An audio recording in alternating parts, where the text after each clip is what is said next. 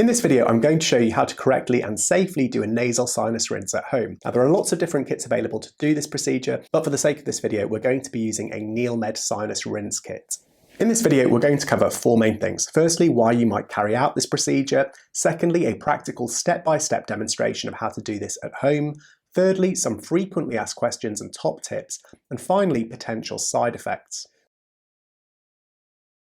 Well, if you feel generally clogged up and you've got a lot of mucus because of nasal allergies, so things caused by dust or animal dander, as well as hay fever, which can be triggered by excessive pollen, or general nasal stuffiness or sinus pressure, then this procedure might help to relieve some of these symptoms.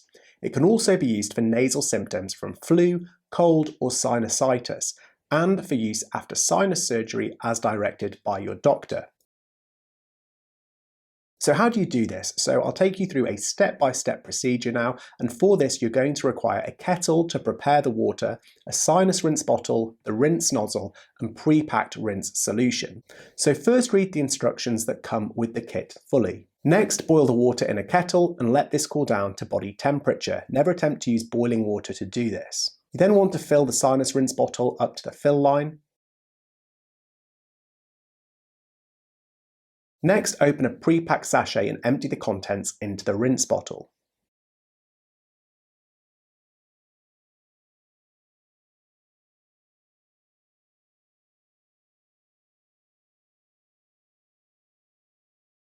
You should then attach and secure the nozzle.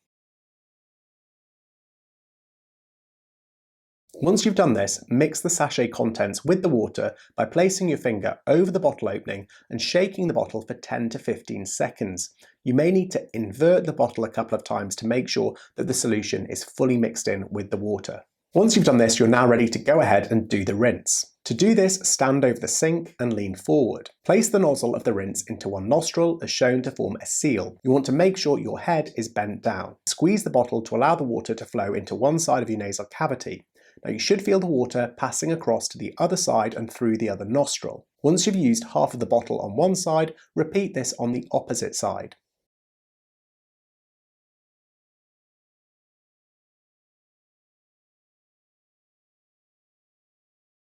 Now, if you're planning to use nasal spray after using the douche, it's important to wait 5 minutes before applying these, otherwise the nasal drops won't be effective. Once you've finished using the bottle, wash all of the components thoroughly using water and dishwashing soap and leave it to dry at room temperature. Don't use a dishwasher to clean the bottle. So now you know how to perform this procedure, well, let's cover some frequently asked questions. So firstly, some people ask, why do I need to use the sinus rinse packets? So if you rinse your nose with just plain tap water, you're going to most likely experience a burning sensation. And that's because plain water is not physiologic for your nasal lining, so always use the solution provided. Some people also ask, well, what if I find the nasal solution too strong? Well, if this is the case, just use half of the pack instead of a full one. When should I not do this? Well, don't perform a nasal rinse if your passages are completely blocked or if you've got an ear infection or blocked ears. Most importantly, always make sure you blow your nose very gently. If you have got any uncertainties or specific individual questions or concerns before doing this, please do speak to your own doctor. Some people also ask, how many times a day can I perform a sinus rinse? Well, if you've been guided by your health professional, so an ENT surgeon after sinus surgery, always follow their directions. If you're using this for other issues, such as blocked sinuses, then it's generally recommended to try it twice a day, so for example, first thing in the morning and then an hour before bed. Now, if you do it too soon before going to bed, you may experience residual solution dripping down the back of your throat, which can be an unpleasant sensation. In some circumstances, it's even safe to continue using the rinse up to 6 times a day. Finally, some people ask, can I use this with children? Well, no, this kit is not designed for children. There are special pediatric kits that are available, but you should always consult with your doctor or health provider before using these. Finally, what are some side effects that you might experience?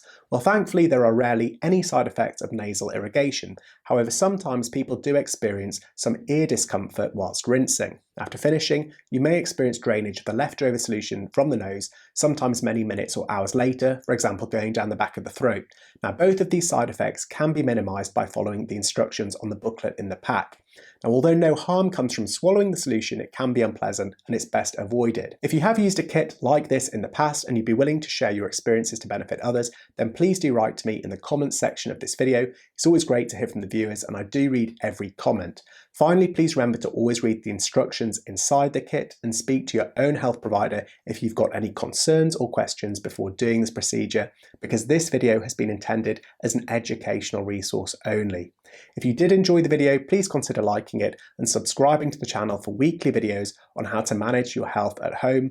And until next time, thank you for watching, and bye.